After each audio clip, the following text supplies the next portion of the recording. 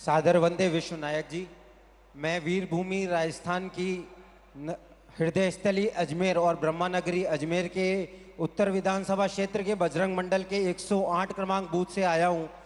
मेरा एक सवाल है कि हमारी बहुत सारी योजनाएं हैं जिसमें बचत की बात कही गई है, लेकिन हम बूथों पर जाकर के ये कैसे लोगों को समझाएं कि ये भाजपा की योजनाओं के कारण उनके घरों में इतनी सारी बचत हुई है, हमारी सरकारों के कारण ही उनको इतनी सारी बचत मिल पा रही है। ये हम बूथों पर जाकर के कैसे समझाएं माननीय प्रधानमंत्री जी। ये बहुत ही अच्छा सवाल आपने पूछा है। ये मेरे सभी जो वीसी पर भी कार्यकर्ता बैठे हैं उनको भी ये जवाब बहुत काम आएगा, आप लोगों को भी बहुत काम आएगा, और इसलिए मैं इस सवाल को थोड़ा सा ढंग से समझाना चाहता हूं आपको। देखिए, आज भारत दुनिया के उन देशों में है जहां विकास तेजी से हो रहा है और महंगाई दर नियंत्रण में है। आप कल्पना कर सकते हैं कि कोरोना के बाद दुनिया के कितने ही देश हैं जहां महंगाई ने सारे रिकॉर्ड तोड़ दिए हैं। उन देशों में गरीब हो, मध्यम वर्ग हो, आज महंगाई की वजह से हाहाकार मचा हुआ है। आप हमारे पड़ोस में ही देखें तो पाकिस्तान में महंगाई दर कितनी है? 38% से ज्यादा महंगाई है, 38%। श्रीलंका में महंगाई दर कितनी है? 25% से ज्यादा है। बांग्लादेश में महंगाई कितनी है? 10% के आसपास है। और भारत में महंगाई का दर कितना है? 5% से भी कम है। यानी कोरोना के बावजूद, इतने समय से चले जा रहे युद्ध के बावजूद भारत में हमने महंगाई को बेकाबू नहीं होने दिया है। और आपने ये बात बहुत अच्छी कही कि भाजपा सरकार का जोर तो लोगों को ज्यादा से ज्यादा बचत कराने पर है। अब जैसे मोबाइल डेटा का उदाहरण ले, ये आपको काम आएगा जरा। ये जो मोबाइल डेटा है ना, आप कभी यूट्यूब दिखना फलाना करते होंगे तो आपको जरा ध्यान करेगा। आज हर भारतीय हर महीने करीब करीब एवरेज करीब 20 जीबी डेटा इस्तेमाल करता है। आप मोबाइल फोन का उपयोग करते हैं, 20 जीबी डेटा। अगर 2014 से पहले जब हमारे देश में कांग्रेस की सरकार थी, उस समय 1 जीबी डेटा अगर आप उपयोग करते थे तो उसकी कीमत लगती थी 300 रुपया, करीब 300 रुपया। उस हिसाब से अगर आज आप देखते तो आपका मोबाइल का बिल हर महीने कम से कम 6,000 रुपया महीने आता। अगर 2014 वाली कांग्रेस की सरकार के हिसाब से देखें तो आज मोबाइल का फोन एवरेज आपका 6,000 रुपया आता। लेकिन भाजपा सरकार ने डेटा को गरीब के लिए बिल्कुल सस्ता कर दिया है। इसलिए अब आपका मोबाइल 20 जीबी डेटा के लिए उसको कितना देना पड़ता है?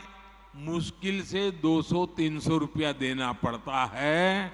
मतलब कि आपका करीब 5,000 रुपया हर महीने बच रहा है। जिसके भी पास मोबाइल है करीब 5,000 रुपया बच रहा है। आप गांव के लोगों को समझा सकते हैं कि मोदी सरकार होने का मतलब क्या होता है। एक और उदाहरण देता हूं मैं आपको, एलईडी बल्ब का। जब कांग्रेस के समय के ये जो लट्टू होते हैं ना, ये एलईडी बल्ब 300-400 रुपये में बिकता था। 300-400 रुपया। आज बीजेपी सरकार में एलईडी बल्ब की कीमत हो गई 50-60 रुपया। कहां 300-400 और कहां 50-60।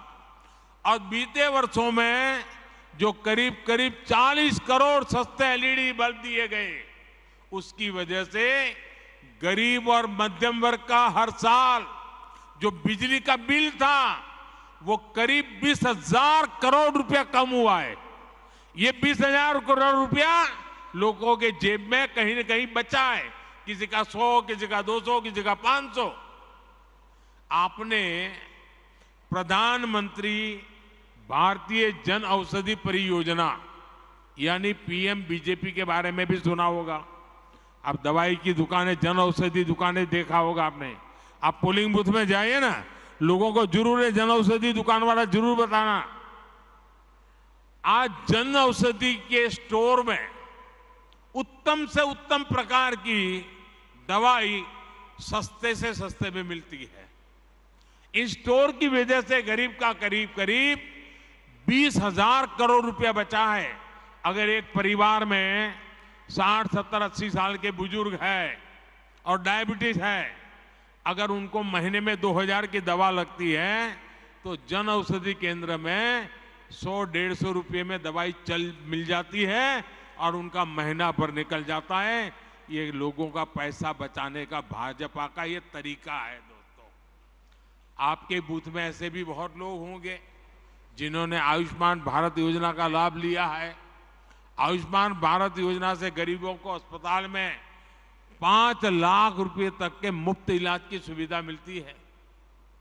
इस योजना की वजह से करीब करीब 5 करोड़ लोगों ने अस्पताल में भर्ती होने के बाद अपना इलाज कराया और 1 पैसे का खर्च नहीं हुआ है। अगर आयुष्मान भारत योजना नहीं होती तो इन गरीबों को अपने इलाज में 80,000 करोड़ रुपए से ज्यादा खर्च करना पड़ता। अभी 80,000 करोड़ बचा कि नहीं बचा? ये गरीब का भला हुआ कि नहीं हुआ? ये मध्यम वर्ग के परिवार का भला हुआ कि नहीं हुआ?